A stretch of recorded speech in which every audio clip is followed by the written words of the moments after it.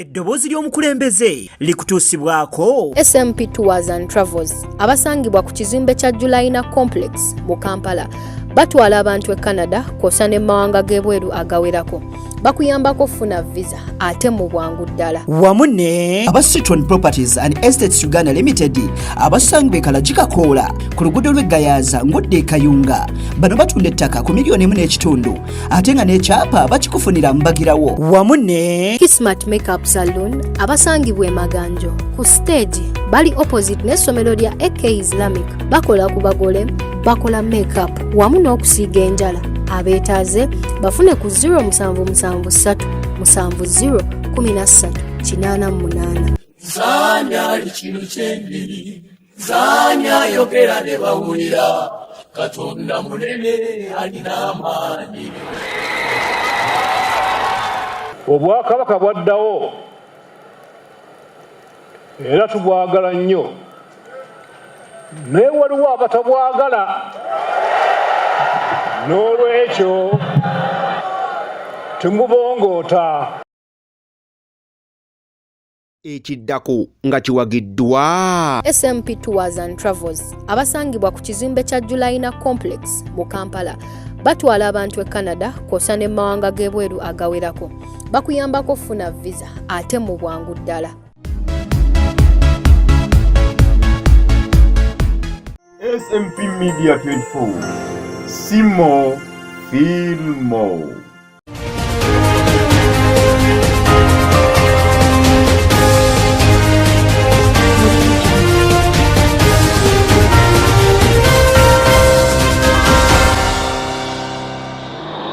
Ekirwadde ky'Ebola kikyeraliikiriza ekitongole ky'ebyobulamu mu nsi yonna saako n'abaaseno bakyagendera ddala mu maaso n'ebikujjuko eby'okuwangula ekikopo n'ebyo ebisingawo bye nkuleetedde mu mawulire gaffe amasu ku SMP Media 24 tusinzidde wano mu kibuga Kampala okuliraana omuzikiti gwa Gaddafi National Mosque era nga bw'olaba era Alike yali ku kamera ate Martin Boma yakwata ekifaananyi okulabika nti akitematema ne kikutuukako mu ngeri ey'enjawulo nze Mbazira Friday kansooke nkulage emitwe emikulu egikoze agaleero oluvannyuma ate nkomewo nago mu bujjuvu emitwe gy'amawulire nga gikutuusibwako Kismat Makeup Salon abasangibwa e Maganjo ku stage bali opposite n'essomero lya AK Islamic bakola ku bagole bakola makeup wamu n'okusiiga enjala abeetaaze bafune ku 0777701388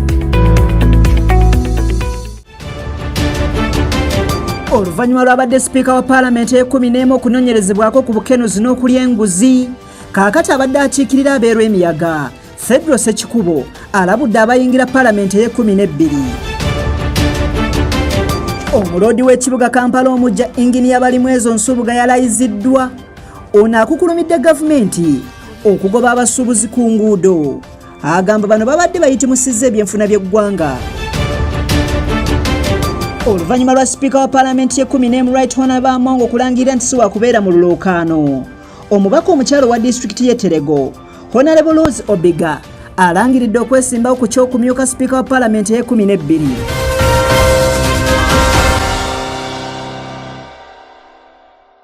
nyongera okwanirizaako nnyo okyali ku SMP Media 24 kadde ka mawulire amasu era amasu katugatandike bwe tuti wetukidde olwaleero nga beegwanyiza entebe y'obwa sipiika beeyongera buli kadde oluvannyuma lwabadde sipiika wa paalamenti e11 Right Honourable Anita Among okuva mu lulookaano kakati ekirindiriddwa kwe kulaba ani anaawangula obwa sipiika oluvannyuma lw'ekibiina ki NRM ne PLU okuwanda eddusu ku mubaka wa paalamenti owa West Budam Jacob Oboth omusasi waffe Nakonde Rahima yalina ebisingawo ku mboozi eno kati ababaka ba paalamenti e12 bakukunganira ku kisaawe kya Mefuge Kololo okusuula akalulu ka sipiika wa paalamenti saako n'omumyuka we wetutuukidde olwaleero ng'olwokaano lw'abavuganya ku kifo ky'obwa sipiika beeyongedde omuwendo okuli Ssenkagale w'ekibiina ki Democratic Party ki DP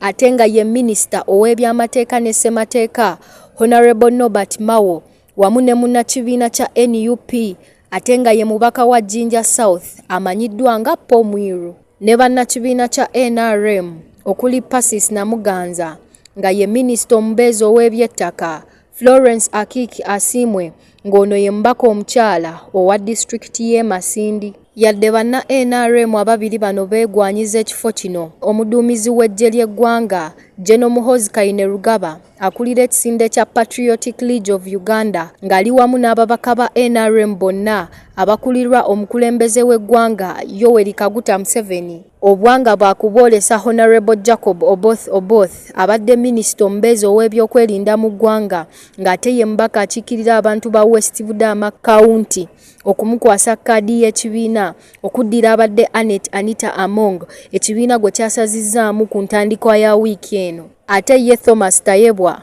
wakuddamu okuvuganya ku kifo ky'omumyuka wa sipiika wamu ne banne nga ye omuyiggo gw'okumunoonyerezaako ku buli bw'enguzi gwagudde butaka. Nze Nakonde Rahima, Amasu ku 24. Ate bwe tweyongerayo ebibiina okuli ekya National Resistance Movement NRM saako ne kya Patriotic League of Uganda PLU kyavaayo ne kiwagira eyali minisita omubeezi w'ebyokwerinda Jacob Oboth ku bwa sipiika wa paalamenti eye-12. Mu mboozi ey'enjawulo tukoze okunoonyereza ku bulamu bwa Jacob Oboth okuva lwe yazaalibwa n'okutuusa olwaleero okusingira ddala mu lugendo lwe olw'ebyobufuzi. Omusasi waffe Namuyunga Brenda yalina ebisinga ku mboozi eno kati birabe. And that I will preserve, protect and defend the Constitution. So help me God. Omukama ayogera mu kitabo kye ekitukuvu nti ayimusa abali mu nfuufu n'abatuuza n'abalangira buli muntu yali badde alina okukkiriza mu bulamu. Ono ye Jacob Maxson Oboth nga basinga bamuyita Jacob Oboth omwana enzala y'omu disitulikiti y'e Tolo mu buvanjuba bwa Uganda mu mwaka gwa 1971 ng'ennaku z'omwezi 13 omwezi ogwokuna ng'ono mu buto bwe yakola emirimu egy'enjawulo okuli n'okutunda amazzi ku kyalo. Oboth okusoma kwe yakutandikira ku ssomero lya Muwafu Primary School gye yamalira primary ye wamu ne St. Dennis Sebugwawo Secondary School gyatulya sini ey'okuna kosa ne Tololo High School gyatulya sini ey'omukaaga. Oluvannyuma yegatta ku ssetendekero y'e Makerere 1997 gyatiikirwa amateeka mu 21 kosa ne diploma mu 22 okuva ku Road Development Center. Kuno kw'ogatta ne diguli ey'okubiri mu mateeka gye yafuna mu 2007 ng'eno yali mu kulonda n'amateeka agakwata ku mikutu egya internet okuva mu University ya Minnesota esangibwa mu ggwanga lya America. Oluvannyuma lw'okutiikirwa nga munnamateeka Oboth yaweereza ng'omumyuka wa ssaabawolereza wa gavumenti mu kitongole ky'ebyobuwangwa ekya Tenge Odhola Cultural Institution ng'ono yamala n'afuna omulimu mu minisitule y'ebyamateeka ne ssemateeka nga munnamateeka w'eggwanga. Bwe yakoma mu 2007 Oboth yaddamu okukola emirimu gya gavumenti okutuusa mu 2010 lwe yalekulira okwegatta ku byobufuzi. Ono yasooka kulondebwa ku kifo ky'omubaka wa West Budama South ku bwa Namunigina mu kalulu ga 2011 oluvannyuma lw'okuwangula eyali minisita w'abakozi mu kiseera ekyo Dr. Emmanuel Otara. Oboth yaddamu n'avuganya ku kifo kino mu kulonda kwa 2016 oluvannyuma lw'okuwangula munnakibiina ki NRM Phoebe Awere bwe yamuwangula n'obululu 2,653 n'akola likodi ng'omubaka wa paalamenti eyakasooka okulondebwa emirundi 2 mu kitundu kineeno ekya West Budama South. Nga ne mukulonda kwa 2021 yedize ekifo kineeno kosa ne mukulonda okwakagwa omwaka guneeno ng'omugatte yakaloza paalamenti emyaka 15 nga bye bisanja 3 nga kino kyakuna ng'aweereza paalamenti ng'omubaka w'ekitundu ekyo nga we tunaamalirako paalamenti ye 12 agenda kuba aweereza emyaka 2 ng'omuweereza wa gavumenti oba ng'omubaka wa paalamenti. Mu paalamenti y'omwenda n'ey'okumi Oboth aweereza ku bukiiko obw'enjawulo okuli ssentebe w'akakiiko akakola ku mateeka akakwasa empisa kosa n'akakiiko aka paalamenti ak'ekiseera akanoonyereza ku kitongole ky'amasannyalaze wamu n'akakiiko akavunaanyizibwa ku by'obugagga by'omu ttaka nga ne mu paalamenti y'e10 yali ku kakiiko akavunaanyizibwa ku by'obusuubuzi. Mu kabineti ewedde ono abadde akola ng'omuminisita omubeezi ow'ebyokwerinda mu ggwanga ku mirimu egy'awamu. Nga bw'omanyi nti Mukama Katonda teyeerabira baddu be, Oboth bwe katajirya yalifuuka sipiika wa paalamenti ey'e12 oluvannyuma lw'ekibiina ki National Resistance Movement wamu n'ekya Patriotic League of Uganda okumulabamu essuubi okumwesiga okubeera omukubiriza w'olukiiko olukulu olw'eggwanga. Nze Namuyunga Brenda, Amasuku 24. ate byo nga bikyali bityo eggwanga erya Uganda lyagwamu enkyukwe oluvannyuma lwe yali Speaker wa Parliament eye-11 Right Honourable Anita Among okunoonyerezebwako ku bukenuzi ssaako n'okulya enguzi. Kaakati abadde omubaka w'Erwemiyaga mu Parliament eye-11 Honourable Federal Sekikubo alabudde ababaka ba Parliament abagenda mu Parliament eye-12 nti baleme okulya enguzi kuba nabo bagenda kuba bagombebwamu obwala. Musasi waffe Luyiga Jowandina Dorothy ye yabaddeyo kati birabe. I will preserve, protect and defend the Constitution. So help me God. Eggwanga lyagwamu ensisi oluvannyuma lw'abadde Speaker wa Parliament Anita Among okunoonyezebwako ku misango gy'okulya enguzi mu biseera mwabeeredde Speaker. Mu katambi kano Speaker yawulikika ng'agamba abadde omubaka w'Erwemiyaga nti ayogera nonsense. You speak whatever nonsense you want to speak. Yeah, I have sense, I can assure you. You speak. No, I have sense. There's no doubt about that. Ekyaleetawo okusika omuguwa mu babaka abamu ku bo kye bagamba nti kwali kuyisa lugaayo mu babaka. Abadde yeesoma nnyo bambi ng'agyewulira ababaka ne bayimuka okwogera gwe shut up nonsense lumu nayimuka ne mugamba Madam Speaker. Tojja n'okutuyisaamu wano maaso newankubadde gwe mukulembeze waffe ababaka bawe ekitiibwa ogamba otya omubaka nti byayogera nonsense n'ebirala. Okay, kale lopu kale neetonze nga yeetonda ali mu kubalaata yeebuzaabuza naki. Theodore Sekikubo agamba enfunda nnyingi baavaayo okwogera ku nsonga y'obulyake mu ofiisi ya Speaker naye nga enfunda eziwera balemesebwa ababaka bannaabwe okugezaako okubikirira abadde Speaker Anita Among. Embogo twali tugikutta amayembe wano naye ezooba temulina emikono tuginoonya ne tuleeta obujulizi bwonna obwetaagisa naye ne kittirwa wano. Ababaka ba Parliament ye-11 tebali mu muvuyo guno kubanga ababaka batuwa emikono egyetaagisa ng'ogyeko abo ab'olubatu abaali baganyulwa mu kino. Ono agamba Among si yalina okunoonyezebwako yekka kyagamba nti wasaanye okubeerawo okunoonyerezebwa ku bitongole bya gavumenti byonna. N'agogola ensonga eyo atunuulire n'abakulu b'ebyokwerinda batandike okutunuulira ddala ku kitongole eky'amagye bajenero b'amagye. Iso bagitunuulire batunuulire ne mu poliisi batunuulire abakungu abanene abamu beekweka ne mu Pierre Yukati. Agasseeko nti Among emirimu mingi gy'azzaakola nga kuno kwe kuli n'okuteeka akazito ku kakiiko k'ebyokulonda okusobola okuyimiriza abaali bazze okumuvuganya ku kifo ky'omubaka omukyalo wa Bukedya mu kalulu akaggwa. Mbajjukiza era nkyogera ogusembayo twali tuli mu boardroom nga tuwoza Honorable Justice Byabakama n'afuna essimu. Yes, Right Honorable Madam Speaker. N'afuluma n'agenda mu ofiisi ye.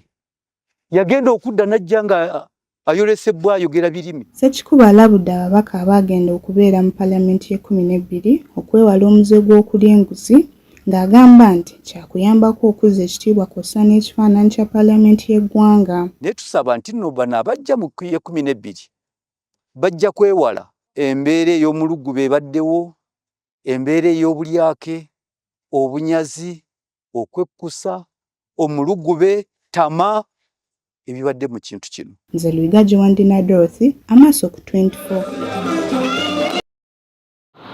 Ate byo nga bikyali bityo oluvannyuma lw'abadde Speaker wa Parliament eye-11 Right Honourable Anita Among okunoonyerezebwako era n'avaayo n'ategeeza nti si wakwesimba ku bwa Speaker wa Parliament eye-12 kaakati okusinziira ku mubaka omukyalo wa disitulikiti y'e Terego Honourable Rose Obiga alangiridde okwesimba ku mumyuka wa Parliament ku mumyuka wa Speaker wa Parliament eye-12 era ng'ono agenda kuba avuganya n'abadde Speaker wa Parliament eye-11 Right Honourable Thomas Tayebwa.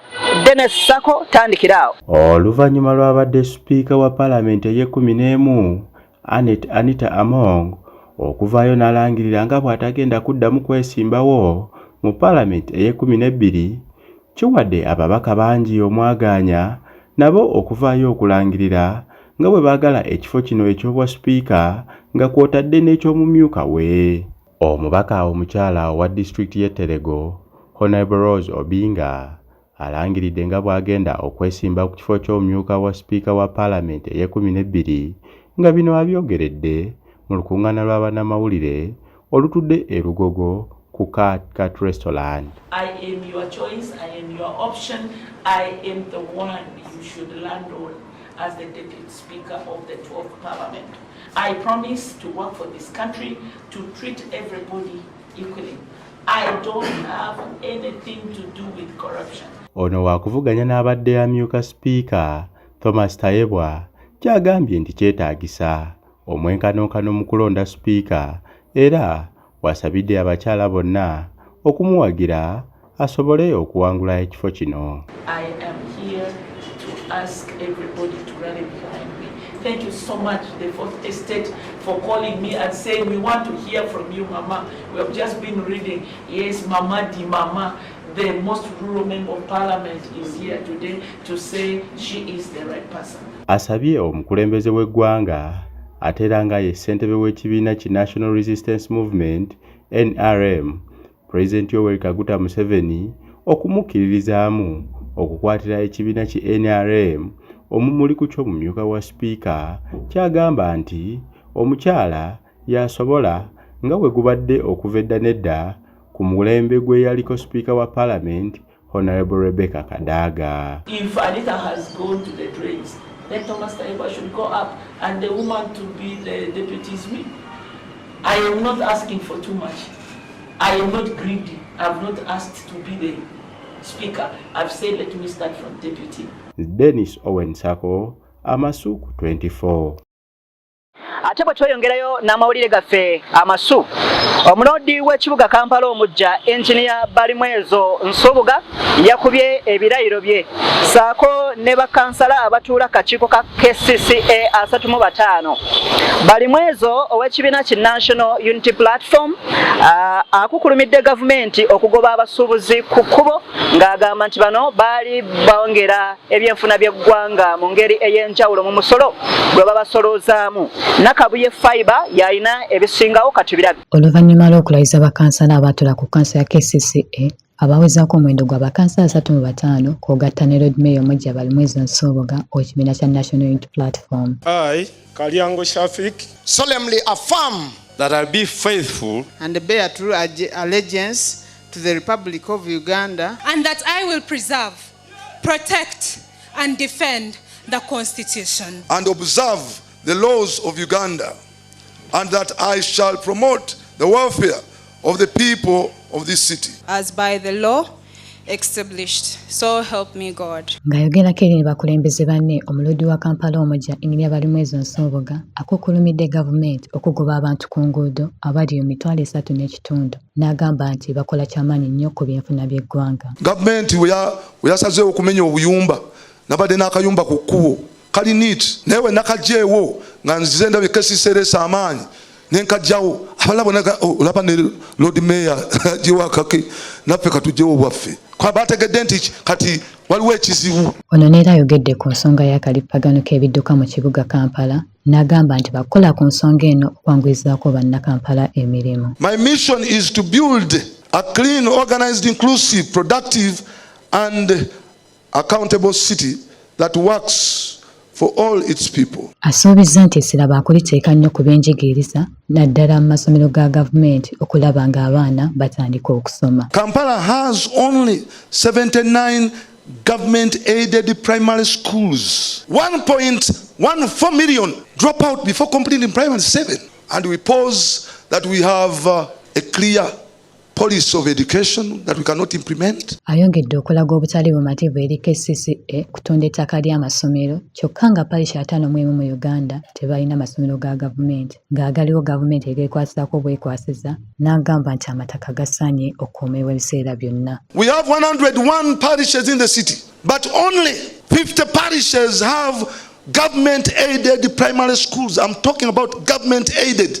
These schools are not owned by government. Wano wasinzidde n'ategeeza ng'ebiseera bya Kampala bitakyayinza kwesigama ku bakulembeze bokka ku kanso nga muno baakwaniriza abakulembeze mu kibuga omuli balandiroodi ab'amasannyalaze ab'amazzi n'abalala olwo batuule wamu okusobola okukyusa obulamu bwa bannakampala. Nze Nakabuye Fiber, Amasuuku 24. Nakabuye fiber kulikayo okutusakira eggulire eryo bwe tweyongerayo n'amasu amyuka RCC wa Kampala Hajat Fatuma Katongole avuddemu omwasi eri abaana ab'obuwala abataneetuuka obutalimbibwalimbibwa n'abasajja abayinza okubatuusaako akawuka ka siriimu. Ono asabye abazadde bonna okutwala abaana baabwe babakebeze ekirwadde kya siriimu ekinaabayambako okulondoola omuwendo gw'abo balina Mukenenya n'abatalina. Desire Nakabira tandikira.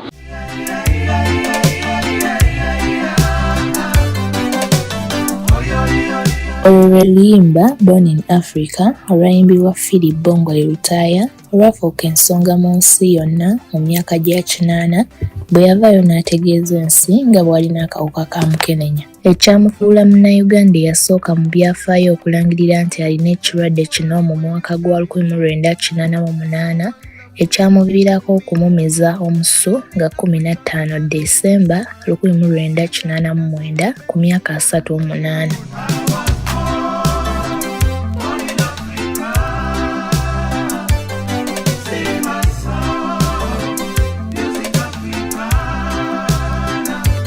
N'okutuusa kati akawuka kano kazze keegiriisa mu bantu nga mu myaka gy'ekyenda katta nnyo abantu okusinga ensangi zino. Okusinziira kwa myuka RCC wa Kampala Hajat Fatuma Katongole avuddemu omwasi n'alabula abaana ab'obuwala abataneetuuka obutalimbibwalimbibwa ng'agamba nti no kyakubayambako nnyo mu kwekuuma akawuka ka Mukenenya. Nga tubakubiriza okwewalira ddala ebintu by'obuseegu nga tebannatuuka. Bannanga abasajja babasendasenda n'obuntu buli muntu akwana manya nti talina kyakwagaza aba alina kyakwagalako. Temukkiriza mwekuume. Ensangi zino abantu bajjudde omuze gw'obuteekebeza nga bagenda mu kikolwa ng'okusinziira ku bibalo abantu abali mu bitundu 65 be beekebeza akawuka nga bakava mu kikolwa. Ono kyagambye nti kya bulabe nnyo omuntu okuteekebeza era wano waweredde n'abafumbo okujjumbira okwekebeza akawuka kano. Ate nammwe mwenna abafumbo mugende mwekebeze mumanye we muyimiridde bw'osangibwa ng'olina obulwadde tandika eddagala bw'oba tolina ate oyongera okwekuuma. So nkubiriza bannayuganda bonna okubeera nti luno lutalo lwa mu mubiri ate lwa decision making. Ono asabye abazadde bonna okutwala abaana mu malwaliro okubakebeza kibayambeko okumanya bwe bayimiridde. Twala abaana mu malwaliro balabe obulwadde kubanga waliwo abagamba obulwadde tebuliiyo. Bannange HIV gyali obulwadde gye buli ate nga bulumira ddala. N'okutuusa kati akawuka ka Mukenenya kazze kasaasaanira mu bantu okwetooloola Africa nga wano mu Uganda omulimu gukarwanyisa gwakwasibwa Kabaka wa Buganda Ronald Muwenda Mutebi II okukalinnya ku nfeete okulaba nga okutuuka mu 2003 nga kakakkanya mu bantu okwetooloola Africa. Nze Desire Nakabira, Amasu 24. Kale emboozi ya Desire Nakabira efundikidde ekitundu kyaffe ekisooka nga bwe nkutegeezezza tusinzidde wano mu kibuga Kampala okuliraana omuzikiti gwa Gaddafi National Mosque. Kale kansuke nkuwummuzeemuko n'ekitundu kyaffe ekisooka tugenda kuba tukomawo n'amawulire mangi mu kitundu kyaffe ekyokubiri. Mu kitundu ekyokubiri ababuulizi b'enjira ab'oku nguudo basabiddwe okutereeza enneeyisa yaabwe eri abantu be bali ow'emyoyo. Oluvannyuma ababuulizi b'enjiri bano baweereddwa kaadi zaabwe ezibakakasa nti batuukagana n'omutindo gw'okubuulira enjiri ku kkubo. Olugero lwa leero lukutuusibwako aba Citron Properties and Estates Uganda Limited abasange bekalagika koola ku luguudo lw'Egayaza ng'odde e Kayunga. Bano batunda ettaka ku $1.5 ate nga n'ekyapa bakikufunira mbagirawo. Osobola okubafuna ku 075 20 87 51.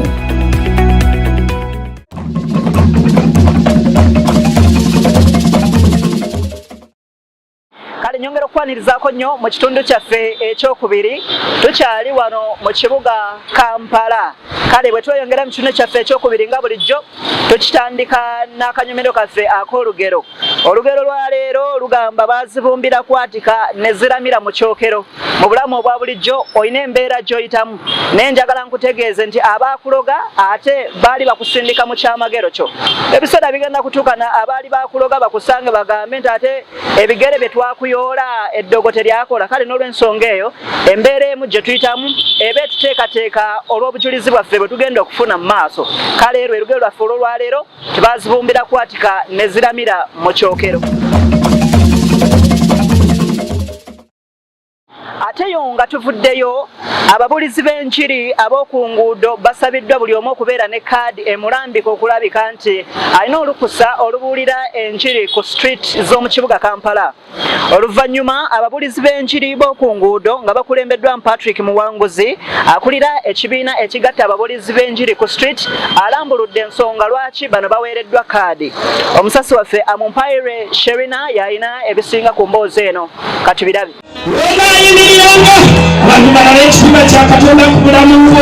Ababulizi b'enjiri ab'oku nguudo basabiddwa okutereeza enneeyisa yaabwe eri abantu be babuulira enjiri nga Kristo bwe yakola. Bino byogeddwa ab'ebyokwerinda mu poliisi nga basinzidde ku mukolo gw'okugabira ababulizi bano kaadi ezibakasa mu mulimu gw'enjiri nga bali wansi w'ekibiina kyabwe ekibagatta ekya National Street and Mobile Preachers Forum ku mukolo ogubadde ku kkanisa ya Kwezirwa Prayer Church mu Kampala.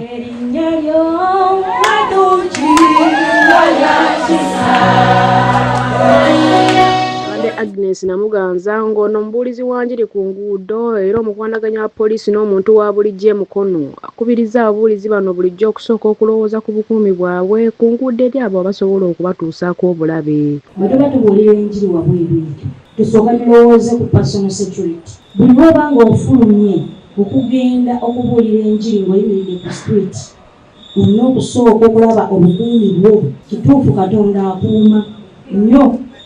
Naye kati naawe ng'omuntu olina okwebeereramu. Ye Inspector Umaria Chanta akwasaganya ensonga za poliisi n'omuntu wa bulijjo ku CPS akuutidde bano okugondera amateeka mu bifo mwe babuulira enjiri. Bwe tuba tubuulira enjiri tugendere ku mateeka.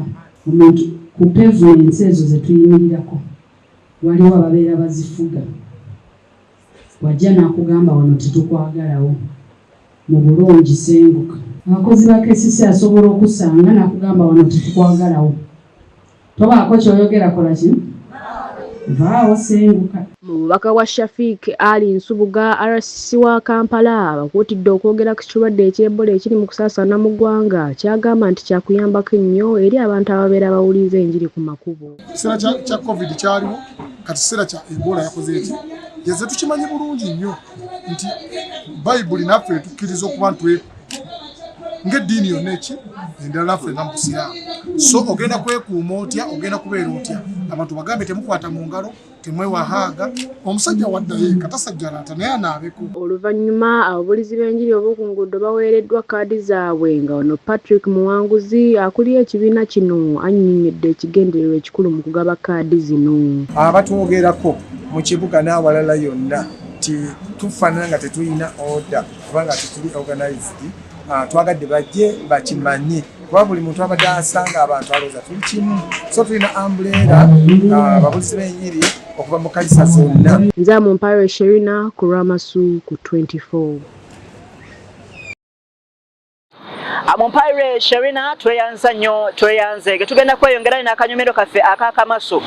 Akamasu nga bulijjo tukuleetedde amawanga aga Buwarabu 6 agayina bendera ezifaanagana mu nsi yonna. Kabiito Mubaraka nga bulijjo yabeera n'akanyomero kano ak'akamasu kati birabe.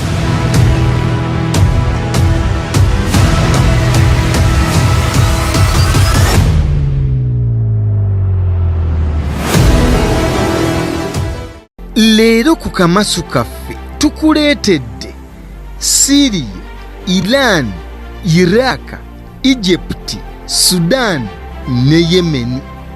Bano bayina kala ezifaanana mu fulaaga zaabwe.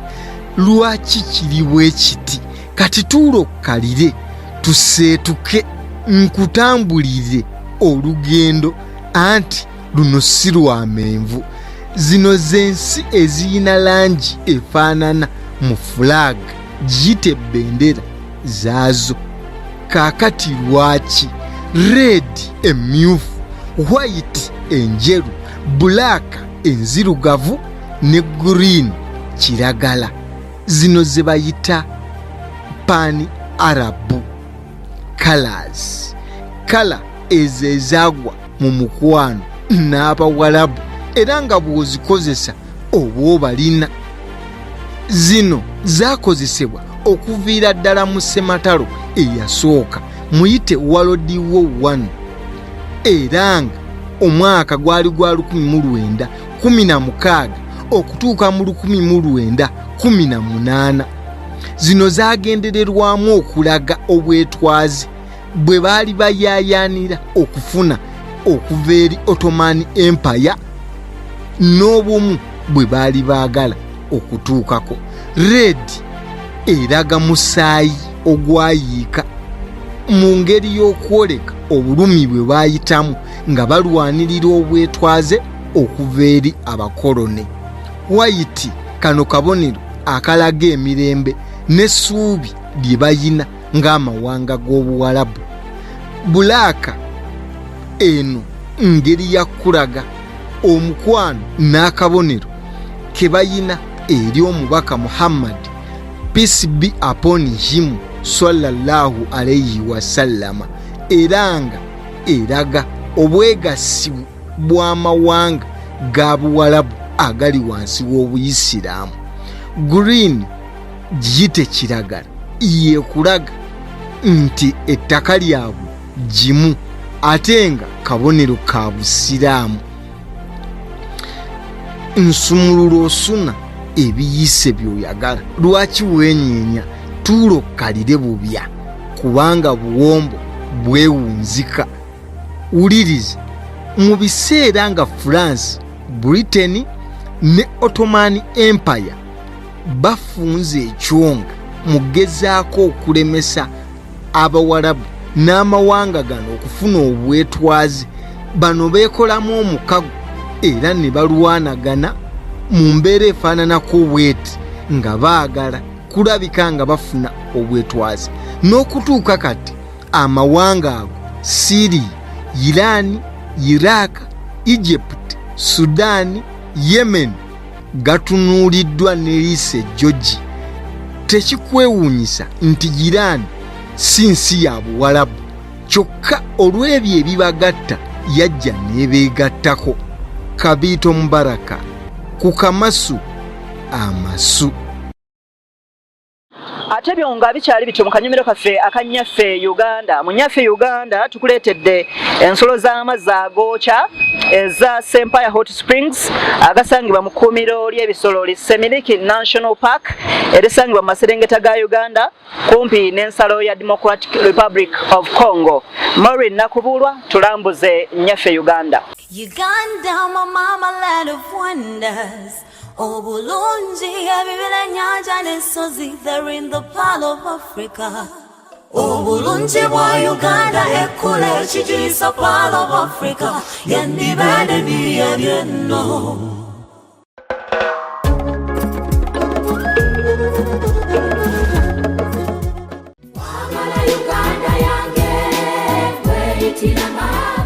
SMP Tours and Travels yeewaddeyo okutulambuza ga bulungi yenna ali mu nyaffe Uganda era abadde ateekateeka katusoke tukulambuze Uganda the Pearl of Africa ng'omuzungu okuleyita ekkula lya Africa amazima yali teyeelimba yadde okwesuddira kubanga amazima nange ntuula ne neewuunya Katonda ga bulungi gwe yakwata n'ateeka mu nyaffe Uganda. Ng'abakyeruppe tebava wano ku butaka era buli ava wano addayo n'anyumiza ku banne ku ga bulungi ali mu ggwanga lyaffe. Nkuleetedde ensulo z'amazzi agookya aga Sempaya Hot Springs agasangibwa mu kkuumiro ly'ebisolo erya Semiliki National Park ng'eno esangibwa mu maserengeta ga Uganda okumpi n'ensalo n'eggwanga lya Democratic Republic of Congo nga ze kilomita 52 okuva mu kibuga Fort Portal ate kilomita 372 okuva mu kibuga Kampala ekya Uganda ekikulu ng'ensulo zino zisangibwa ku mugga Semiliki ku mabbali g'ensozi za Rwenzori. Ekitundu kino kyangu okutuukako ng'oyita ku luguudo olulabika obulungi olwa Fort Portal ng'odda ebundi bujjo, abatambuze basanga okusoomoozebwa mu kutunula sayidi ne sayidi kubanga buli wamu onyuma okubawo emmunye nga balaba obusozi obuyiringisibwa n'ekiwonvu kya Semiriki mu ngeri ey'ekitalo nga kye kimu ku bifo ebikyasinze okwettanirwa abalambuzi mu Afrika. Bw'oba tonnaba kutuuka ku nsulo zino, abakulu basooka kutegeeza si lwakuba ng'okola ensobi amazzi ne gakwokya, ng'okutuukayo baateekawo olutindo kw'otambulira olwo n'otambula ng'amaaso gakuba ku nsolo, ebinyonyi, ebiwuka kw'ossa n'ebirala ebiri emabbali, olwo n'olyoka otindiga eggendo erikutwala mu kafo kano.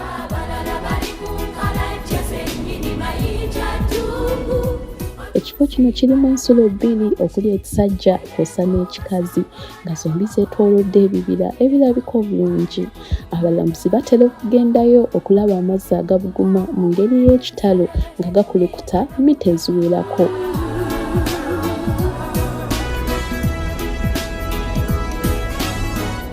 Ekisinga okumanyika ku nzizi z'amazzi agookya ag'ekikazi gwe mukka ogwokya ogukuba waggulu okuva ku nzizi ez'ebbugumu ne gugenda waggulu okutuuka ku mita 2 nga muno mwe gikolera n'amaloboozi kw'otadde n'okutokota nga bwe gifumuka wansi ku kidiba ky'ensulo eyokya ebbugumu ly'okufumba ku nsulo z'amazzi agookya enkazi liyinza okutuuka ku diguli 10. N'olwekyo ab'ekika ky'amabaga balowooza nti bajjajjaabwe abakazi basula ku nsulo y'amazzi agookya ag'ekikazi ge bayita Nyansimbi, ate bajjajjaabwe abasajja basula ku bitente ng'eno y'ensulo eyokya ey'ekisajja. Abamaga bakyalira enzizi ezookya buli mwaka mu mwezi ogw'e11 mu luzungu gwe tuyita Novemba ne bakola emikolo okusanyusa bajjajjaabwe. Abagendayo bagamba ekifo kino kirimu ebyamagero nga n'abakazi abagumba bagamba bafunirayo enzaalo, ababuliddwa ensimbi nabo beetwalira ku mazzi gano okwefunira ku mikisa, nga n'abalina endwadde z'olususu bajja okunaaba ku mazzi gano ne bawona.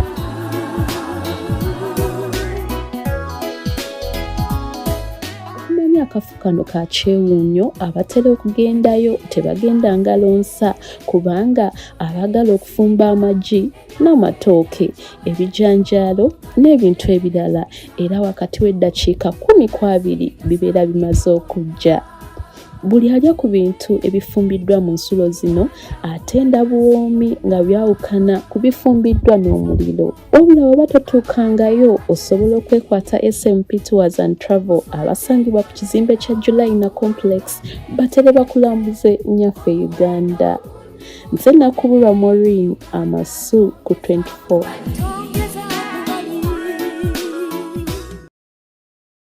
Maureen Nakubulwa tweyanza nnyo tweyanze nga Munnayuganda bulijjo tukutegeeza bw'ofuna omukisa ogulambulako eggwanga lyo lirambule.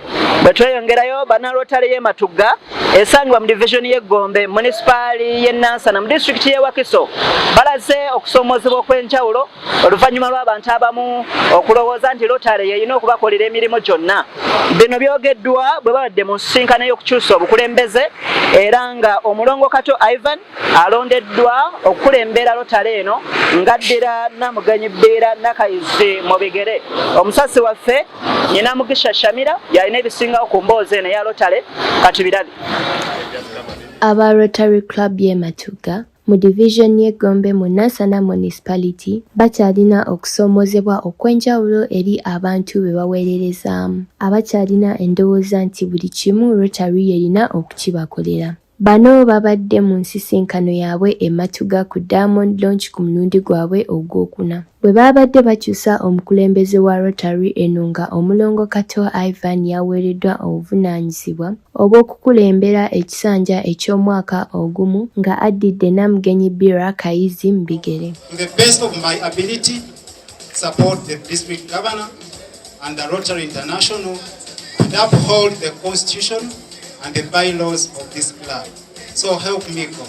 Mu nsisinkano eno, Namugenyi Kayizi agambye nti wakyaliwo okusoomozebwa okw'enjawulo eri abantu be baweereza. Kyagambye nti abantu be baweererezaamu emirimu bakyalina endowooza nti Rotary y'abagagga bokka. Tukolaganira wamu n'abantu bangi, tukolaganira wamu n'ebitongole, naye obuzibu bwe tusanga nti olumu abantu bwe tuweererezaamu emirimu bo balowooza nti Rotary y'abagagga. Ono agasseeko nti abantu bwe balaba Rotary balowooza nti egenda kubakolera buli kimu ate nga ebimu nabo babeera tebabisobola. Olumu ne basuubira bingi oboolyawo bitasobola kukola batuusaako, naye ng'ate Rotary gubeera mutima oguyamba tugatta ekitono buli omu kyalina ne tubaako pulojekiti egasa abantu oba etuusa obuweereza obulungi ku bantu ne tugikola. Ate ye Kato alondeddwa agambye nti essira bagenda kulissa mu masomero ga gavumenti ge bakyalaba okusobola okugakwatizaako abaana b'eggwanga basome. Tugenda kugakwatirako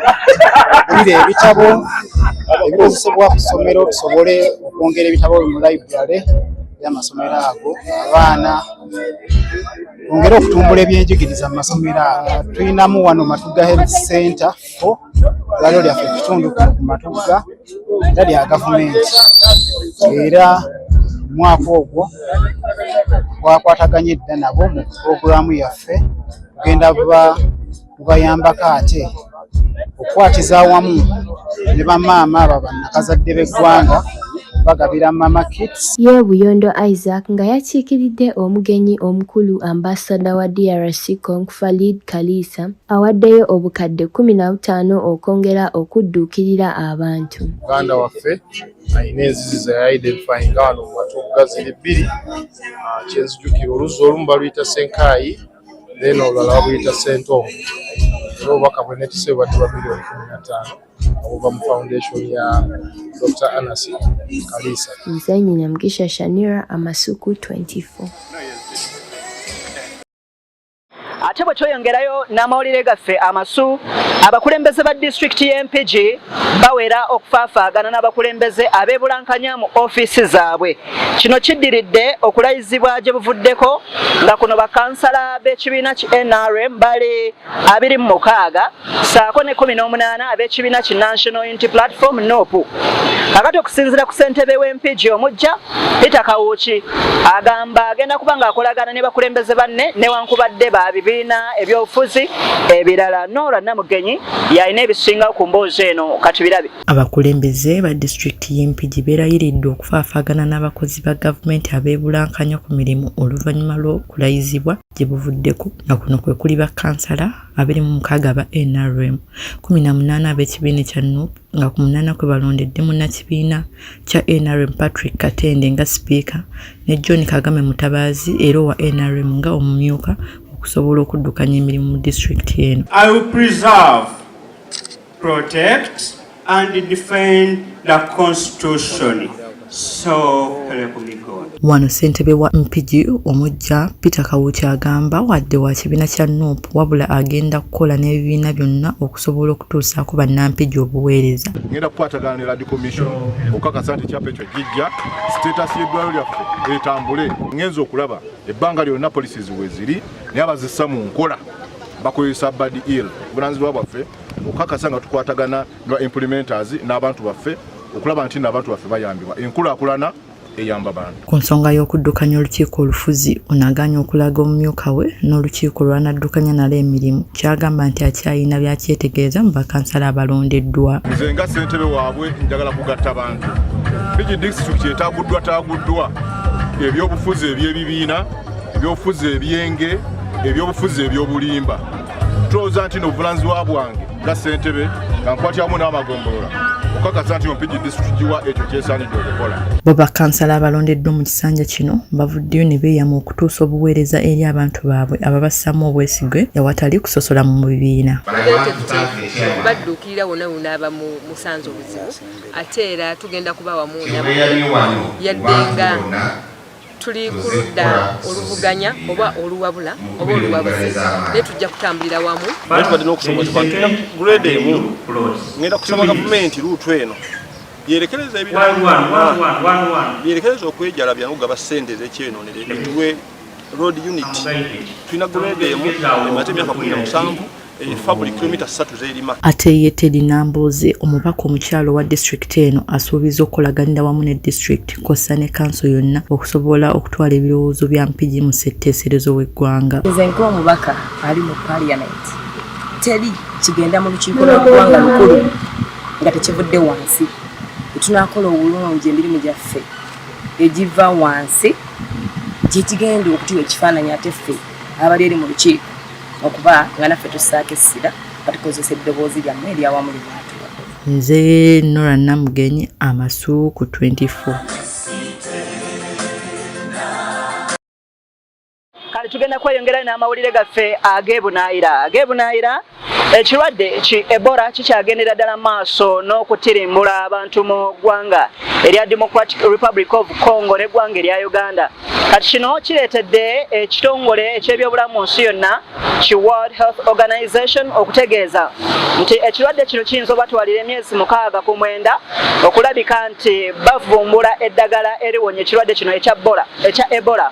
Okumanya ebisingawo katubirabe. Ekitongole ky'ebyobulamu mu nsi yonna ki World Health Organization kitegeeza nti kiyinza okutwala emyezi 9 okukola eddagala eriwonya ekirwadde ki Ebola ekireetebwa vayirasi ya bundibujjo. Kakati okusinziira kwa kwanaganya emirimu ekitongole ki World Health Organization, General Tedros Adhanom Ghebreyesus alangiridde nti abasoba mu 6 bateeberezebwa okubanga balina ekirwadde ki Ebola saako n'abantu 139 okuteeberezebwa nti bandibanga bafudde mu ggwanga lya Democratic Republic of Congo saako n'eggwanga erya Uganda. Ekyafuuse kagumba weegoge kyekika kya Ebola kino okubanga kibadde kirudde okulabikako ng'ebika bya Ebola ebadde bizinda Congo ne Uganda era ekitongole ky'ebyobulamu mu nsi yonna kigamba eddagala eriwonya Ebola ekika kya bundibujjo terina kuvumbulwa. Tedros bwe yabadde ayogerako ne bannamawulire mu Geneva, Switzerland, yakasizza omuwendo gw'abasoba 51 okuba ne Ebola mu Congo nga 2 bazuulibwa batuuse Uganda mu kibuga Kampala era ng'omu ku 2 yafudde saako n'omuwendo gw'abafa okweyongera buli kadde. Kakati okusinziira ku gavumenti ya Bungereza erangiridde okuwa miliyoni 20 eza paundi okuyambako mu kutangira ekirwadde kino ekya Ebola ekireetebwa akawuka oba virus eya bundibujjo.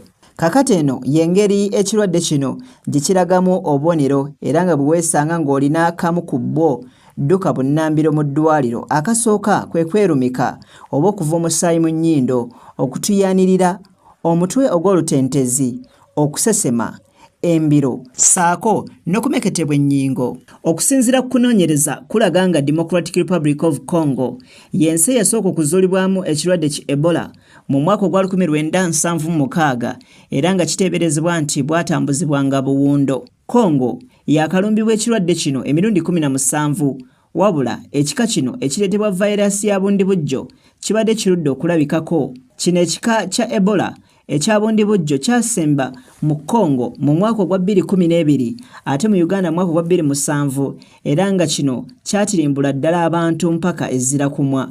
Abakugu bategeezezza nti bayinza okutwala emyezi 69 okuvumbula eddagala eriwonya ekika kya Ebola kino wabula nga lye bayinawo lyeriwonya Ebola ekika kya Zaire. Kakati okubirizibwa okwewala okukwata mu ngalo z'abanno, okunaaba mu ngalo buli kadde saako n'okwekebeza singa weerabamu enkenyera. Nze Mbazira Friday ku SMP Media 24.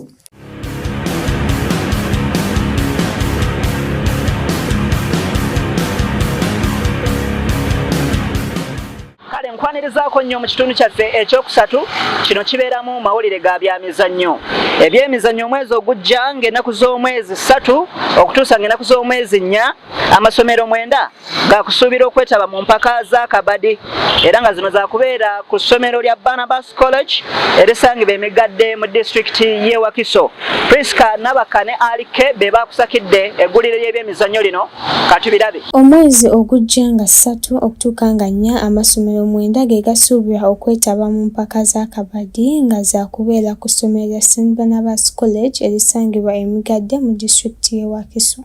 Okusinziira ku Kagwisage Kenneth akulira essomero lya St Barnabas College ategeezezza nti ku mulundi guno essomero lyabwe lyetegefu okuddamu okweddiza empaka zino. Twetegese bulungi buli kimu weekiri, tulinze bulinzi lunaku tusobole okujja tutandike okudifendinga ekikopo ekya Wakiso. Ategeezezza nti bo ng'essomero beetegefu okutegeka empaka z'omulundi guno era wano waakoowoledde amasomero gonna okusobola okujja okuzeetabamu. Tubaaniriza mwenna mu mpaka zino ezigenda okuwungugira wano nga 3 omwezi ogujja. Tubayita bannanga amasomero tujje tuparticipatinge tube bangi. Ayongedde n'akubiriza amasomero okujjumbira enteekateeka y'okuyigiriza omuzannyo gwa kabaddi munda mu masomero gusobole okuyambako okukyusa obulamu bw'abaana baabwe. Amasomero agatandika kabaddi tubakubira omulanga mutandika akabaddi. Akabaddi muzannyo mulungi katufe mu Barnabas gutukoledde ekisooka gututumbudde tuli ku national ne ku international C olwa kabaddi kati amasomero nawe munaabeera mu guno omuzannyo. Amasomero agasuubirwa okwetaba mu mpaka za kabaddi z'omwaka guno kuliko St Barnabas College Migadde, Kyaddondo Secondary School, Buwambo Secondary School, Mavo Secondary School, Kololo High School, Entebbe SS, Wadahead SS, Amaharo SS, Kosana Entebbe Bright Secondary School. Nze Priska Nabaka, Amasuku 24. Mu byemizannyo bwe tweyongerayo, ttiimu ya Bungereza ya Arsenal yakwasibwa ekikopo kya League ku Sunday eno oluvannyuma lw'okumala emyaka 22 nga tebawangula kikopo kya Premier League. N'okutuusa olwaleero abawagizi ba Arsenal okwetooloola Uganda yonna ne mu mawanga amalala bakyayisa ebikujjuko by'okuwangula ekikopo kino. Salongo Richard Musiitwa ne Ali Kebe bakuŋŋaanyiza ebyemizannyo kati birabe. Sunday eno ttiimu ya Arsenal yakwasibwa ekikopo kya League ya Bungereza ekya sizoni 2025-2026 oluvannyuma lw'okutambula emyaka 22 nga tebawangula liigi okuva mu sizoni ya 23-24 n'okutuuka kati abawagizi ba Arsenal okwetooloola eggwanga bakyagenda mu maaso n'okuyisa ebivvulu mu bitundu by'eggwanga eby'enjawulo. Kati okusinziira ku Asumani Mudigi akulira kampuni ya Mudigi Property Masters ngeno etunda ttaka esangibwa ebuwambo najjo mu Nansana Municipality avuddeyo n'ayozayoza ttiimu yaabwe okutuuka ku buwanguzi. Mwebale kuwagira temutakowa bannange okuva 2003-2024 emyaka gyetoolodde. Naye bannange tugenda kuwanika ekikopo twakiwanise dda era ku Sunday bagenda tukwaza ekikopo kyaffe. Ono ategeezezza kampuni yaabwe eya Mudigi bwetegese akabaga okwokusala ebisolo ebuwambo mu center nga muno mwakoowoledde banna Arsenal bonna mu ggwanga okujja okujaguza ku kabaga kaabwe. Twasazeewo tugamba tugule ente tugigatte ku bannaffe abaaguze embuzi 5 ne bannaffe abaaguze kilo 2 eby'omuceere. Twasazeewo tugenda kubeera awo mu ssente ebuwambo awo w'omwami Visa awo ku mirembe bba tugenda kusanyuka. Asumani agamba nga bo abawagizi ba Arsenal okutalaga ebitundu by'eggwanga eby'enjawulo si musango ng'abalala balowooza, kyagamba nti bano baddembe okulaga essanyu lyabwe nga bo abawagizi. Kubanga okusanyuka kyekimu ekintu ekimalako stress eri omuntu. Buli muntu yenna wagira emizannyo mu ggwanga tumwagalira tumusabirira tumwagalira ddala. Nze Salongo Richard Musiitwa, Amasuku 24.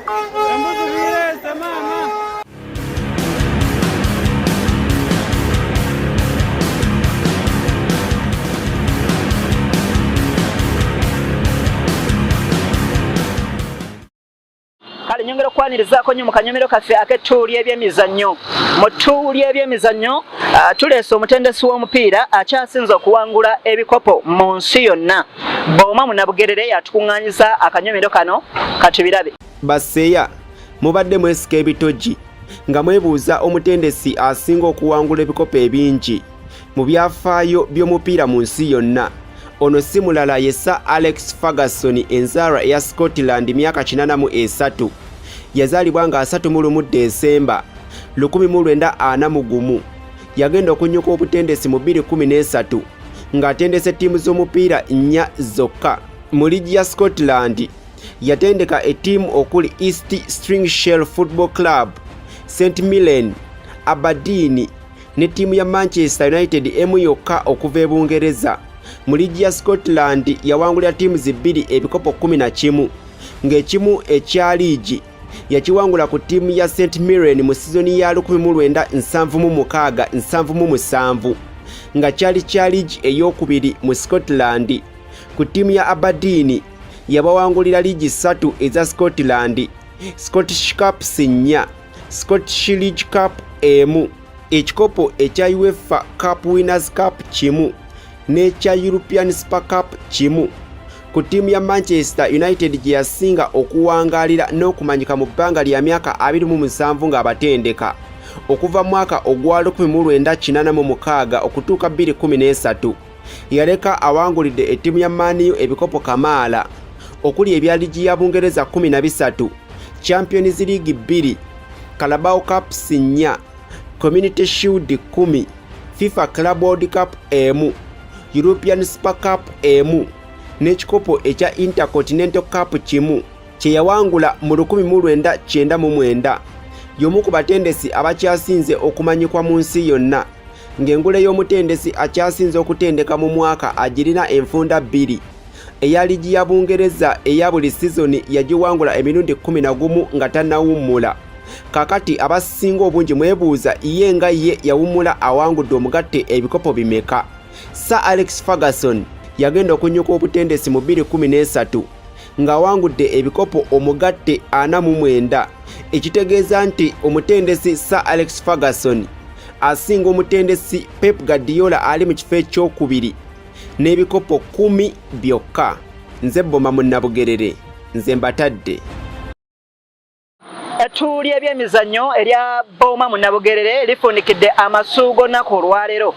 Olwaleero tusinzidde wano ku Odi Kampala, era bw'okkirira wali oba oyingira Bakuli, ate bw'oyitamu wali nga bw'olaba omuzikiti gwa Gaddafi National Mosque, oba oyingira ekibuga Kampala n'ebitundu eby'enjawulo. Kale sigenda kubanga nsukka wano, obadde mulabi mulungi okuva gye twatandikidde.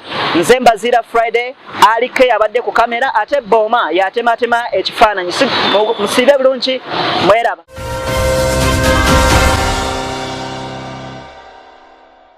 SMP Media 24. See more, feel more.